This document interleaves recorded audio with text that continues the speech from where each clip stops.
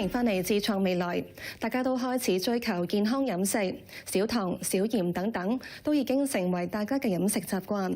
而家都有唔少嘅新型食品科研成果，消費者可以從唔同嘅新型食品分別咁攝取各種營養。不過喺選擇新型食品嘅時候，需要考慮邊方面嘅因素呢？呢一啲新型食品又係咪可以取代到傳統嘅食品呢？將鮮奶油同牛奶加熱，再將今集嘅主角呢啲脂肪替代品同糖混合，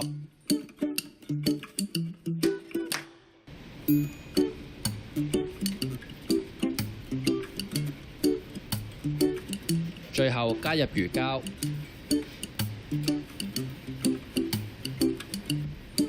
倒入已經放好士多啤梨切片嘅杯入面。冷凍凝固，再加入紅莓醬，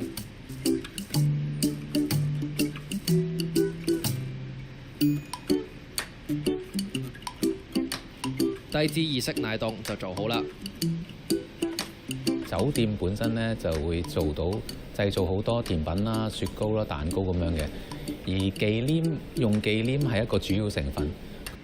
除咗係喺蛋糕啦、雪糕啦上邊應用之外咧，亦都喺一啲頭盤或者係一啲西餐入邊因為西餐有啲 sauce 會用到忌廉嘅。咁所以我哋嘅廚師嘅團隊咧就用咗幾個月時間啦，反覆喺唔同嘅食品上面測試嘅。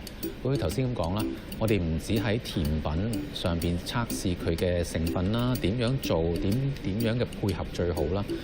亦都喺一啲西餐嘅菜式上面應用嘅。咁將出嚟嘅最後嘅產品咧，我哋亦都試過嘅。我哋亦都分唔開嗰個味道嘅。全靠添加咗脂肪替代品。酒店而家所用嘅呢啲忌廉，內含嘅脂肪較一般忌廉低。所用到嘅脂肪替代品係喺天然菇菌入面提取嘅功能性成分多糖轉化而成。標榜有助減低食物嘅脂肪含量同卡路里，預防肥胖同其他代謝疾病等。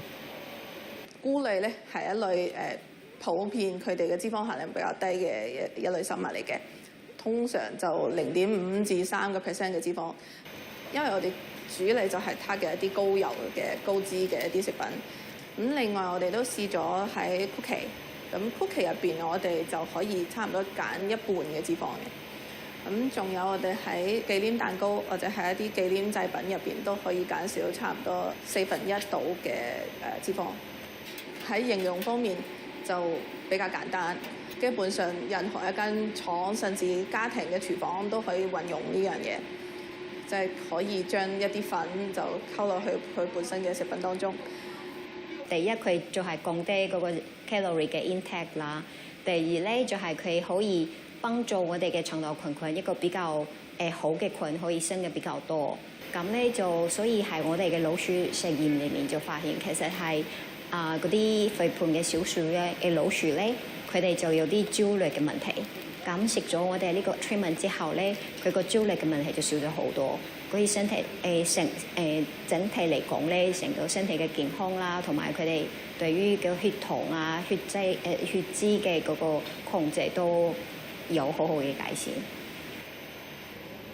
市面上有唔同嘅脂肪替代品，由2位理大教授研發嘅脂肪替代品，取自於唔同品種嘅菇菌，主要應用喺甜品同忌廉製作。依家市面上大部分嘅脂肪代替品咧，佢用起上嚟其實比較麻煩啲嘅。咁一般嘅細嘅廠商，佢哋冇條件去將呢樣嘢添加喺佢哋原本嘅生產線度。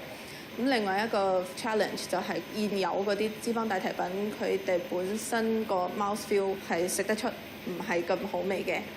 呢個都係一個問題啦。有一類型嘅脂肪替代品咧，佢哋就係一啲消費者唔係好中意嘅添加劑。咁大家越嚟越追求天然食品，咁所以呢啲唔好嘅 chemical 咧，即係廠商都唔會選擇去用啦。除咗多糖，菇菌仲有其他種類嘅功能性成分，能夠維持身體唔同部位嘅健康。其實菇類作為咧一種食品嚟講咧，可以即係被劃分為一種真係健康食品咯。因為從佢個成分睇咧，其實菇類咧係屬於我哋叫高蛋白啦、高纖維啦，但同樣亦都係低脂嘅一種食品。咁除咗呢啲元素之外咧，其實佢都有好豐富嘅維他命啦，同埋礦物質，同埋啲抗氧化嘅。咁其實菇類嘅蛋白質咧，我哋叫做真菌蛋白啦，其實亦都係一種好有價值，可以作為一種食品嚟嘅。你都知道咧，一般我哋依家嘅蛋白質都係嚟自動物啦，咁亦都現時都流行話係有啲代替呢啲動物蛋白。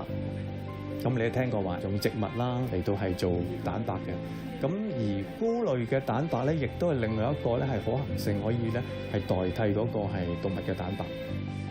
張志強主要研究食用真菌，佢指菇菌多元化嘅營養成分，具備製造功能性食品嘅潛質，強化對身體帶嚟嘅好處。功能食品就唔係食丸仔嘅，即係嗰種，而係話真係我哋係食嗰種食物，我哋係揾到佢一啲有效嘅元素咧，有嘅物質嚇。咁透過譬如話提取啦嚇嘅方法咧，能夠將佢係將佢濃縮咗啦，使到我哋食入身體之後咧，係能夠達到某個劑量咧，讓佢發揮佢應有嗰個嘅功能咯。隨住即係好多食品營養嗰個嘅研究咧，佢嘅發展咧，即係我哋越嚟越係比較能夠清楚知道，即係喺食物裏邊某啲嘅元素咧，佢有啲特別嘅功效。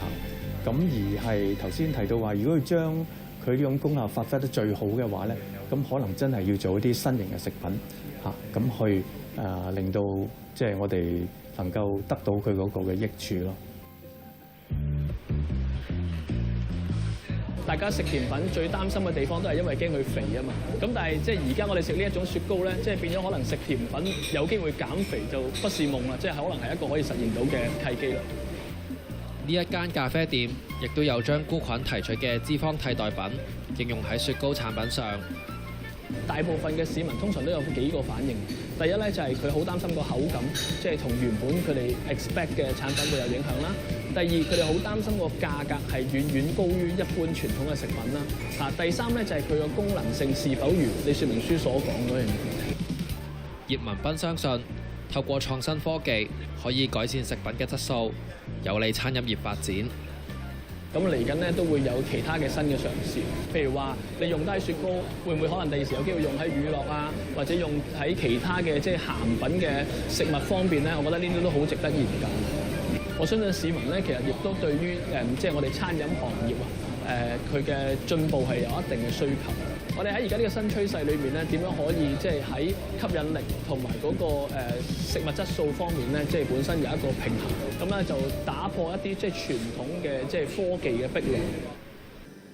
新型食品綜合咗多方面嘅研究領域，涉及到創新嘅食品生產模式，食品安全規管就成為當中嘅一大考驗。佢係視乎嗰個食物嗰個原材料係乜嘢。咁若果佢係植物肉，佢用緊嘅可能都係大豆嘅蛋白質去做，咁所以變咗喺法例上佢就唔需要另外去立例去管嘅嗰類型。咁但係又同一時間有啲譬如培養肉啊，佢係一個新型嘅生產嚟嘅。以前我哋食肉係真係需要去養一隻動物，咁而家就話我唔使喺個實驗室可以養嗰個細胞出嚟。